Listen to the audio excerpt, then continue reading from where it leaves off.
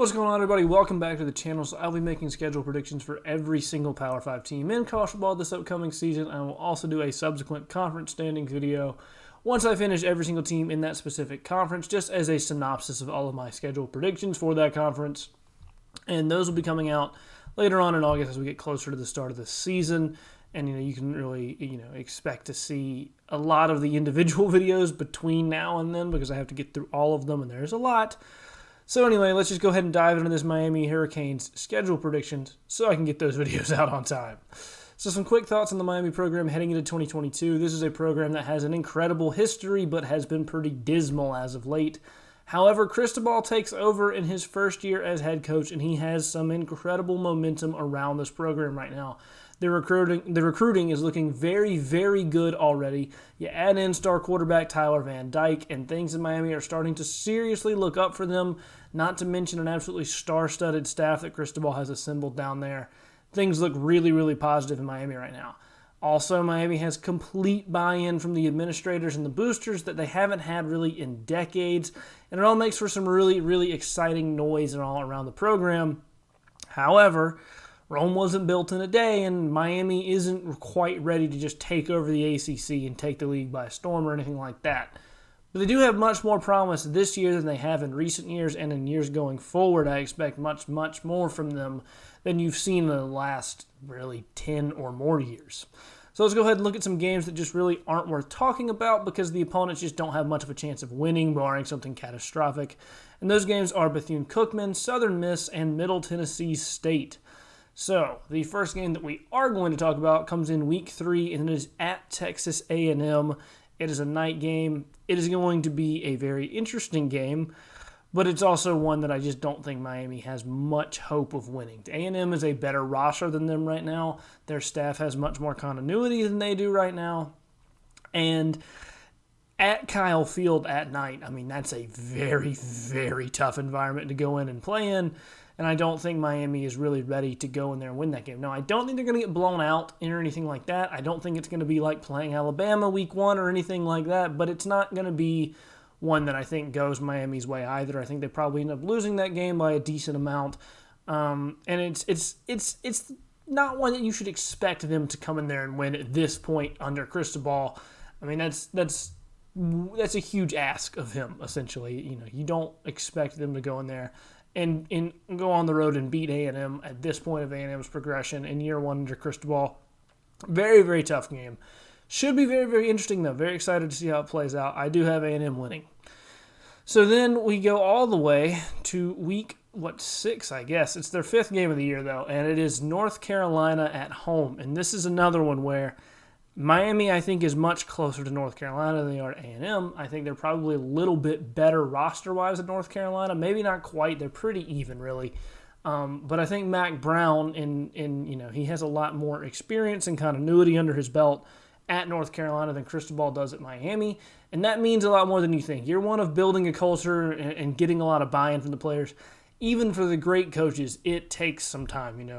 Kirby Smart walked into Georgia with a better roster than Miami has right now and didn't put out a very good season. So it takes time. It takes a little bit of time, and I think Mac Brown has that edge on them. And even though the rosters are pretty even and it is at home, I think North Carolina gets a big win here. One that Miami could very well win. Not one that you should count them out in by any means, but one that I think North Carolina ends up pulling off.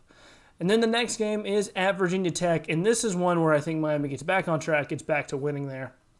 And they go on the road and beat Virginia Tech. They're a better team than Virginia Tech. Virginia Tech is still a good team, though, and it's a very hostile environment, very tough place to play. I think Miami's up to the challenge on that one. As you get later in the season, people start to get used to the new coaches and all that stuff. I think they're going to get better as the season goes on. I think they end up winning that game.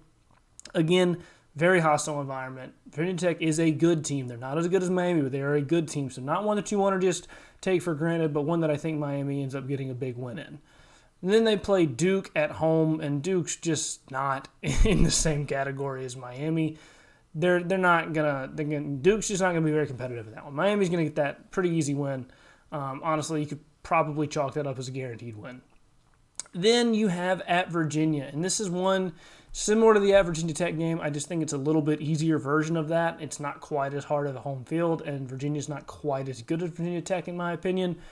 But Miami, better team here. I think they're going to go in there and get a win, but not one that you can just overlook, take for granted. Virginia is a good team still, and they're going to fight hard. They're not just going to let you come in there and get an easy win. It's not going to be like Duke, but I still think Miami ends up getting the win there, probably by 2 or 3 scores.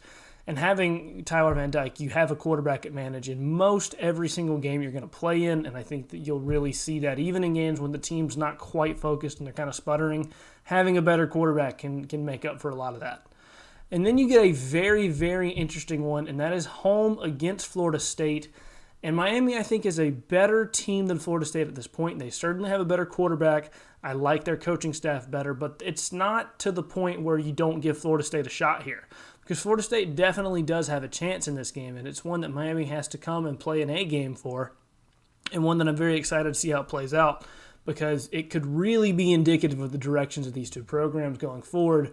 If Cristobal in year 1 beats Florida State, it's kind of just a solid piece of evidence you can look at and say, well, Miami's clearly past Florida State at this point, as both teams historic, storied programs that have been down as of late. As far as on the rebound, it looks like Miami's ahead of Florida State. I believe they are. If you see them come in there and win this game, especially win this game in a pretty emphatic fashion, I think it just really cements the idea that Miami is much closer to being back than Florida State is. Next game is at Georgia Tech, one that is somewhat similar to Duke. Georgia Tech's better than Duke, but not by much.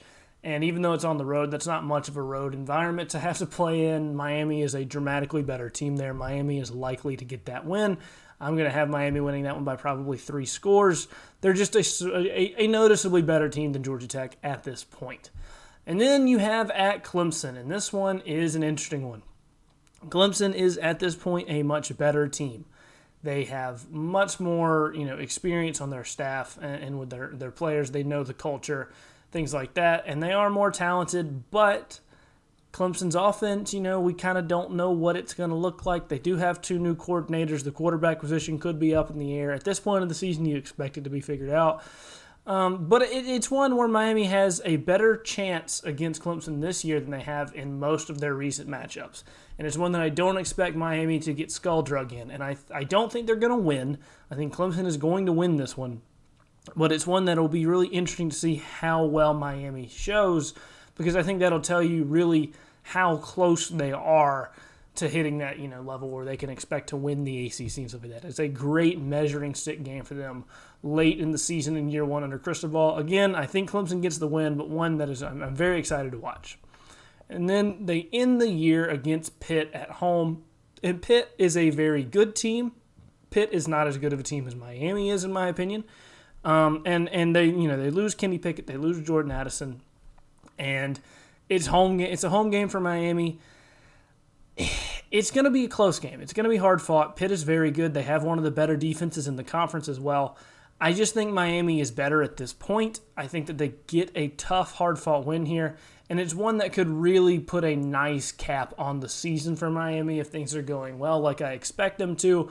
A loss to Pitt at the end of the year would kind of take the wind out of the sails a little bit. I think they finish it off with a good win, but one that is, again, very hard game, not one that you want to just overlook and expect as a win, especially coming off of that Clemson game. You could have a little bit of a letdown mode going on, but I don't think Cristobal is going to let that happen. I think they get a hard-fought win there against Pitt. And so that would make Miami 9-3, and that is, in my opinion, a pretty outstanding record for Cristobal in year 1. It shows the direction of the program under him at this point. While it is still very early, things are looking very positive as of right now. And this could easily be a 10-2 record with a win against North Carolina. But you could also be in that 8-4 area too with a couple other teams they could lose to. So I kind of split the difference, went with 9-3. I think that's something Miami fans should be very happy with, especially if they're competitive in their losses like I expect them to be, particularly that Clemson game. And really A&M as well, but A&M earlier on in the season and not in the conference. I don't think it's as important as late in the season against your conference foe in Clemson. I think that is a great measuring stick game that they really are going to want to show up well for, even if they end up losing, which I expect them to. And, while it isn't winning the conference just yet, it's a clear step in the right direction for a program that has been plagued by mediocrity in recent years. Anyway, though, that'll do it for this one. Let me know down below in the comment section where you agree and or disagree with me on the Miami schedule in 2022. Tell me what record you think they will have next year and who, if anybody, they're going to lose to. Also, if you've made it this far in the video, be sure to go ahead and leave a like because it does help out tremendously. And subscribe to the channel for more college football content in the future, as I'm going to continue to put out all of these Power 5 breakdowns for every team that's left. I've already done the whole SEC. I'm about halfway through the ACC, so check out those if you haven't. And be on the lookout for more coming in the future. Thank you all so much for watching. I'll see you guys next time.